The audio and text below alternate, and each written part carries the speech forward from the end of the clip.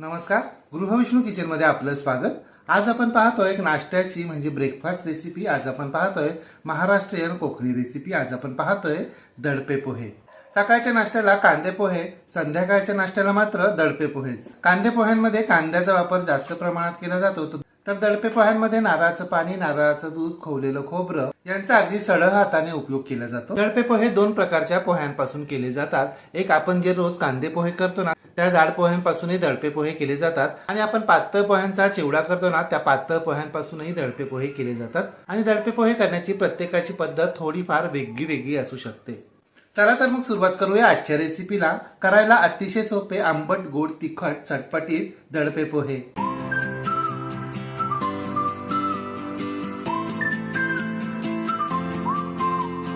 दडपे पोहे करण्यासाठी हे पहा, इथे आपल्याला एक मोठी वाटी जाड पोहे म्हणजे आपण कांदे पोहे करतो ना, ते पोहे घ्यायचे। एक वाटी खोवलेला नारळ, एक वाटी नारळाचं दूध, एक वाटी नारळाचं पाणी किंवा शहाळ्याचं पाणी, आणि एक वाटी बारीक चिरलेला कांदा, एक वाटी बारीक चिरलेला लाल बुंद टोमॅटो, एक वाटी बारीक चिरलेली हिरवीगार फ्रेश कोथिंबीर, एक वाटी बारीक शेव, बारीक चिरलेल्या 2-3 तिखट हिरव्या मिरच्या आणि एक लिंबू। आणि आपण हे जे एक वाटी साहित्य घेतले ना, ते फक्त हे जाड पोह्यांच्या दडपे पोह्यांसाठी लागणार नाहीत। तर या साहित्यांमधून मी पातळ पोह्यांचे देखील दडपे पोहे करणार आहे। मात्र आत्ता आपण जाड पोह्यांचेच दडपे पोहे पाहणार आहोत। तुम्हाला जर पातळ पोह्यांचे दडपे पोहे करायचे असतील ना, तर ते थोडेसे जपून करावे लागतात। म्हणजे त्यावर पाण्याचा हपका मारताना तो थोडासा जपून मारावा लागतो, नाहीतर त्याचा गचका होतो। परंतु चवीला खूप छान असे क्रिस्पी कुरकुरीत होतात। दडपे पोहे करण्या अगोदर आपण दडपे पोह्यांसाठी लागणारी फोडणी तयार करायला घेऊया। त्यासाठी कढईमध्ये 4 टेबलस्पून तेल गरम करून घ्यायचे, आणि त्यामध्ये पाव वाटे शेंगदाणे अगदी कुरकुरीत तळून घ्यायचे। मात्र करपवायचे अजिबात नाही आहेत, नाहीतर आपल्या सगळ्या दडप्या पोह्यांची चव खराब होईल। आणि शेंगदाणे आपल्याला मंद आचेवरच हळूवारपणे तळून घ्यायचे। हे पहा, आपल्या शेंगदाण्यांना तडे जायला लागलेत आणि त्यांचा रंगही बदललाय। आपले शेंगदाणे खरपूस खमंग तळून झालेत। आता आपण ते काढून घेऊया।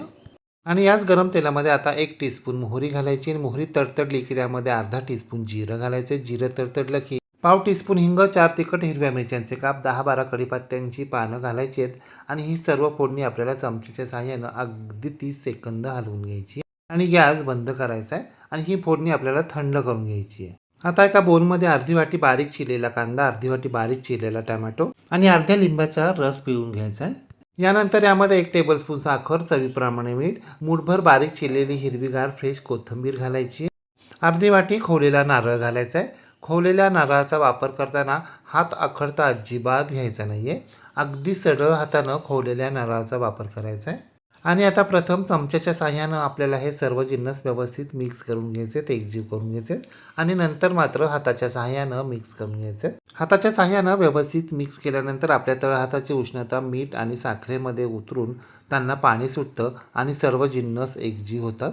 आपले सर्व जिन्नस व्यवस्थित मिक्स करून झालेत। आता एका खोलगट बोलमध्ये जाड पोहे घ्यायचे। हे पोहे आपल्याला निवडून, साफ करून, स्वच्छ करून, चाळून, पाखडून घ्यायचे। आणि हे पहा, आता हाताच्या साहाय्यानं अशा पद्धतीनं हाताने 2दा नारळाच्या पाण्याचा हपका मारायचा आहे। नारळाच्या पाण्याचा हपका मारून झाल्यानंतर हाताने 2दा नारळाच्या दुधाचा हपका मारायचा आहे। तुम्ही शहाळ्याचं गोड पाणी वापरलं तरी सुद्धा चालणार आहे, किंवा साधं पाणी वापरलं तरी काहीच हरकत नाही।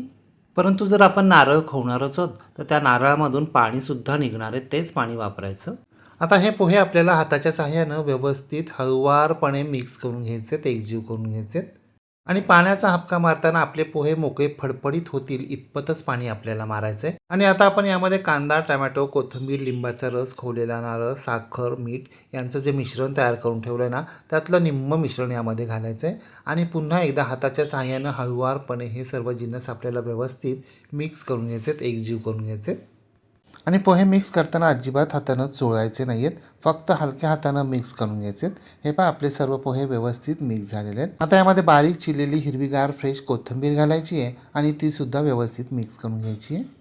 सर्व जिन्नस व्यवस्थित मिक्स झाल्यानंतर आपण जी फोडणी थंड करण्यासाठी ठेवली होती ना, ती अर्धी फोडणी यामध्ये घालायची आहे, आणि ती सुद्धा चमच्याच्या साहाय्यानं हलक्या हातानं व्यवस्थित मिक्स करून घ्यायची आहे। फोडणी व्यवस्थित मिक्स झाल्यानंतर यावर 10 ते 15 मिनिटांसाठी झाकण ठेवायचे। यालाच पोहे दडपून ठेवणं असं म्हणतात। अशा प्रकारे पोहे दडपून ठेवल्यानं सर्व जिन्नस पोह्यांमध्ये अगदी व्यवस्थित मुरतात, पोहे मऊ पडतात, आणि शिवाय मोकळे फडफडीतही होतात। आणि फोडणीचा अरोमासुद्धा त्यामध्ये उतरतो. 10 ते 15 मिनिटांनंतर झाकण काढायचे आणि पोहे अशा पद्धतीनं हाताने मोकळे करून घ्यायचे. पाहताय ना तुम्ही आपले पोहे कसे मोकळे फडफडीत झालेत, अजिबात गचका झालेला नाही आहे. आपले दडपे पोहे तयार झालेले आहेत. आता आपण ते एका सर्विंग प्लेटमध्ये सर्व्ह करूया. कांदा, टोमॅटो, कोथिंबीर, ओलं खोबरं, बारीक शेव यांनी सजवूया. हातानं कुस्करलेलं मिरगुंड त्यावर सोडूया आणि सर्वात शेवटी लिंबाची एक फोडसुद्धा ठेवूया. पोह्यांचं मिरगुंड कसं करायचं त्याची रेसिपीसुद्धा आपल्या चॅनलवर अपलोड केलेली आहे. ती जर तुम्ही अजूनही पाहिली नसेल तर डिस्क्रिप्शन बॉक्समध्ये त्याची लिंक दिलेली आहे, ती जरूर पहा. हे पहा, पातळ पोह्यांचे दडपे पोहेसुद्धा मी अशा पद्धतीनंच करून घेतले. तुम्ही सुद्धा अशा प्रकारे दोन्ही प्रकारच्या कोणत्याही पोह्यांपैकी एका पोह्यांचे दडपे पोहे करून पहा व कसे झाले ते कमेंट बॉक्समध्ये मला नक्की सांगा. रेसिपी आवडल्यास लाईक, शेअर, कमेंट करायला विसरू नका. आणि हो, तुम्ही जर अजूनही गृहविष्णू किचन चॅनलला सबस्क्राईब केलं नसेल तर प्लीज नक्की सबस्क्राईब करा. शेजारील बेल आयकॉनवर प्रेस करा, ऑल सिलेक्ट करा, म्हणजे माझ्या नवनवीन रेसिपींचे नोटिफिकेशन तुमच्या मोबाईलवर येतील. पुन्हा भेटूया अशाच एका नवीन रेसिपीसह. तोपर्यंत नमस्कार व रेसिपी शेवटपर्यंत पाहिल्याबद्दल धन्यवाद.